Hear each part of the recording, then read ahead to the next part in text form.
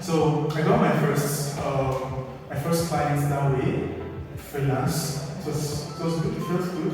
And from there, I just kept pushing code to open source. I kept, and people kept coming to me to give me work. I didn't have to apply. Yeah. I didn't have to apply for any job. I didn't have to apply for any job. Even now I work at Train, right? All the jobs I've gotten to now, I've never had to apply, and I've never really had to apply for them. They mostly come to me. Like, oh, we said the work, they want to give oh, we really like this. Are you open to work? Sure. Yeah, let's discuss money, how much I'm paying. Like that's how basically I started building my brand. I started coming to me, started making some money. I started in 2020. I kept working. 2020 I kept pushing things. And I think it was 2018 or 2019 I first heard about the program. There's this man in Nigeria, and he followed me, Prosper. So, Prosper was, I think it was a cooking game. So, I was thinking that what was it? I think it was around that time. So, I searched about the cooking program. It was interesting, but I was like, this is not for me.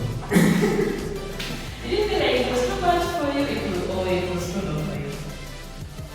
Well, frankly, I just felt like this is not what I want to be doing right now. I just want to be someone that just writes code, just push open source, and that was it. I just made it. I didn't want to have a title inside the company. I don't know if that makes sense. So I told myself, I just forgot about it basically.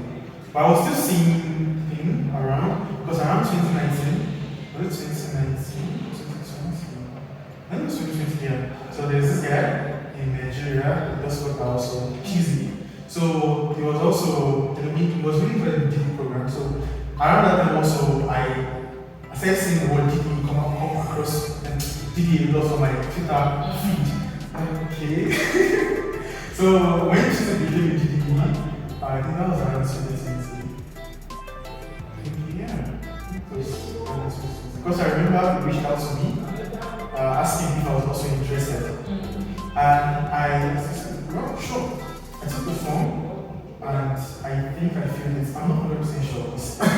Because frankly, I was so absent-minded. Yeah. But one thing I know is that I totally forgot about it after that. And 2021, it was 2021 that was happening. Early 2021, I remember now. So, late 2021, I started, building a setup because I wanted to do YouTube. So I started buying my microphone, buying a bunch of things. I did my setup fully. And I didn't really start YouTube still. I was always procrastinating. But late 2021, the job I was working, I felt I wasn't happy, so I said to leave. So the CEO felt like, okay, you need to hire a replacement. And one of the people that he brought forward for me to interview because he wanted me to interview a replacement was Maureen Josephine, thought actually in Kenya. We had an interview. It was so nice. Like she was so smart, so very like okay, wow, this is cool. So from there, I didn't really come immediately. We worked together for 2 weeks. So we would have our stand-ups, just two of us. We'll talk about the projects, and then when there's a little time, we talk about community and GP. So from there, I started developing an actual interest in GP developers. Like, it was nice seeing her. So basically, we are an ambassador of where our community we are in. And she was a good representation of the GP program. So I was actually very interested. So, and she was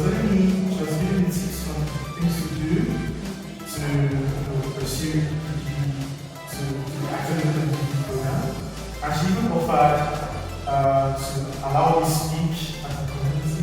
That's nice. For that small. The virtual call in the virtual call was nice. And I left the company. We stopped talking because we chat over Slack and talk during stand-ups. So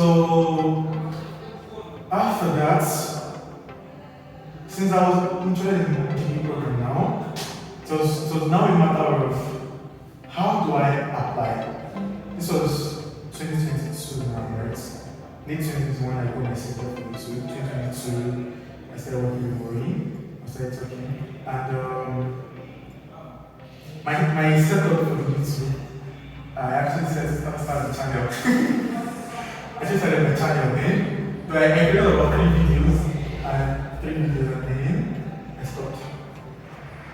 So I basically stopped YouTube then, and because it's like a lot of work. But I kept pushing for open source, of course, and I kept pushing for open source. And that was early 2020, right? And then mid/late 2020, when I was like thinking about the GPE, I was like, okay, how do I apply that? Because I remember when I went to apply, it was more of like, when she was explaining the process to me, it was more like, you have to be referred, like GPE, get the link, and apply. So, remember? So I felt, I guess I have to reach out to a GPE. But then I felt, why don't you do this? Because I just started my YouTube channel and I felt like maybe if I have one video on the YouTube channel, I will have a better chance of getting to the program. So I just, I continued to listen to YouTube videos. That was around me/late 2020, and I was very active on Twitter. I became very active on Twitter. Because before I wasn't active, I really didn't like Twitter. I didn't like Twitter at all. But then I became active on Twitter, and so it was a very nice decision because then I was able to reach out to more audience, right? And more people who knew about my work. So it was a very good decision on my part. And I'm very happy I made that decision to get on Twitter. So I was creating a lot of things on Twitter, with Flutter, and I decided to reach out to Maria again because I have an email. Yeah. So I wrote to her, I emailed her. Then she wrote back. This time she added Alila. Alila is like, I think she's now the comedian. Yeah, she's basically the one to talk to when it comes to GEs and SSA. If you want to apply for the program or anything, Alila is the person to try to do the last week. But you can talk to other GEs also. So she got Alila, and they're very, very nice. She was like, Alila was like, okay, can we set up a meeting to talk about this? This was around November or so. We set the time, but it didn't work because she was kind of sick. And about a week later, she started to come on the call. She had lost her voice. But she still called the call with me. I was very grateful for that. And she explained the program, how I can apply and everything. And she told me I think it was December again. She told me like they were on vacation or something, or break. Yeah, I think this time they were now on break. So they were on the break that I should just keep doing what I'm doing. By January, I should apply. Okay, so I just kept doing everything I was doing. I went to January 20 something, that was when they got back from the break. So I reached out to her and so we got on the call, I think what is it called, a game, so she can review, because I filled the form, so she can review everything I've done. So she reviewed them, she gave me some feedbacks, I looked at the feedback, and she asked me to submit by 20%. Because I went to 100% sure of my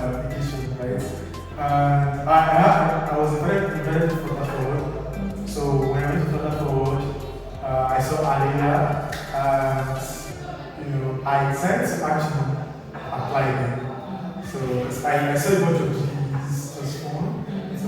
So I actually applied during Flutter for events, and about a month later, I got a reply. I'm not sure. Very good. I got a reply, and I was eligible as a eligible round. There are like 3 rounds of interview. So the first thing you do when you're doing is to reach out to a GD or a Google. So you can either reach out to a GD or you can reach out to people like Alila or John Kimani or Sonic. Yes. Or any Google developer community. Exactly. Just reach out to them. Just reach out to them. You can talk to them or you talk to the GDs. So from there, they can access. First of all, before you reach out to them, you should try to compile a community CV. So this community CV is basically like a list of the community contributions you've done in the past year. So you are creating videos, added there. You are writing articles, you added there. You are creating content on Twitter, added there. LinkedIn, you added there. Basically, whatever things are just added there. Also, the most important thing, speaking engagements. You have to be a speaker. You have to speak at events. So you also have to add your speaking engagements there. So when you compile the documents, all these things before reaching out to your GD. So when you reach out to them, you give them these documents, maybe send them a link, so they can review. So when if they review and feel like, okay, you're actually good to go, they can then give you the link and then you can apply. But if not, they can advise you on the things to do. So they can give you advice, okay, do this, do that, and then maybe in 6 months, come back to review and see if you can apply. So they can give you the best advice on things to do. So make sure to reach out to them, okay, that very important. So after that, the first thing is the UBC round when you apply. Immediately you apply. The application is sent to the meeting. They review everything that you submitted, all the content information you've done, all the speaking engagement you've done. They have to watch the videos, watch the videos, read the articles, they do everything they review. If they feel like, oh wow, this is actually really good content, right? Then they write back to you. If not, they won't write back to you because they get a lot of applications. So I think it's going to be difficult to start replying everybody that, oh, this was one of the application, try to apply later. So if you don't get a reply, just know that you should just keep putting your contents, right, and apply later, maybe in like a year, 6 months or a year. So the eligibility round, I keep stuttering and trying to do that. That's like the most difficult part. That's the difficult part. Once you pass that round, there's a very high probability that you become GD. That's the difficult part. That's the first round. After the first round, the next round is the community interview. So community interview is just more like you pairing you with someone that is a GD in that Google developer technology. Like for my interview now, I was part of a Flutter developer who is a GD, and basically, they just asking questions about what I do for the community, what we do for the community, and what we do for the community, basically things like that. It's not a Google interview that you have to start writing code or writing algorithms. It's just like a conversation. Just make sure, as long as you are contributing to the community, you don't need to prepare, you don't need to like start ranking your brain. It's just like personal things you feel about the community, something like that. And then after that round, you go to the next round, which is the final round, the product interview. So this one is going to be performed by a Googler, someone that works at Google. So it's going to be someone that works on the team of the Google developers technology you are applying for. So you're applying for Flutter, someone from Flutter is going to interview you. You're applying for Angular, someone like Angular is going to interview you. So this interview also is more like a conversation. So you have to rack your brain. It's not exactly technical, but it's kind of. They're just going to ask you some questions about that technology. They just basically they want to know that you fully understand how that technology works. So they want to know that you're actually an expert, right? So that's all. That is all. After that interview, now you can share good news with your family, your friends, on social media at large, and then of course after you have to continue contributing. You don't stop there. You don't just do it just because you want to become a leader. You have to do it because you love the community and you want to continue, helping the community grow. Okay, alright. I hope whoever is watching this has learned that contributing to the community, contributing to open source is one of those things that you actually have to do. So that you can not only thrive in technology but also become a good open expert. So how has being a GDE impacted you? It's been really good. Personally, it's been really good because now I feel like I have more audience. Yeah. That's just the one thing I have to say. I feel like I have more audience because people want to listen to what I have to say. They want to watch my videos. They want to see what I just on Twitter. So that's really good. And I feel like that's the main thing for me. And that's basically all so far. More audience and that's the major thing for me. That's all I can say for now. I'm still a fresh GD, so there's still time to enjoy more, also I've been doing a bunch of speaking at different regions because before I only spoke in Cotonou and in Lagos, but now I've been going to different regions trying to speak. Like for Mbarara now, the link was on the speaker matching. Yeah, on social media. Oh, sorry.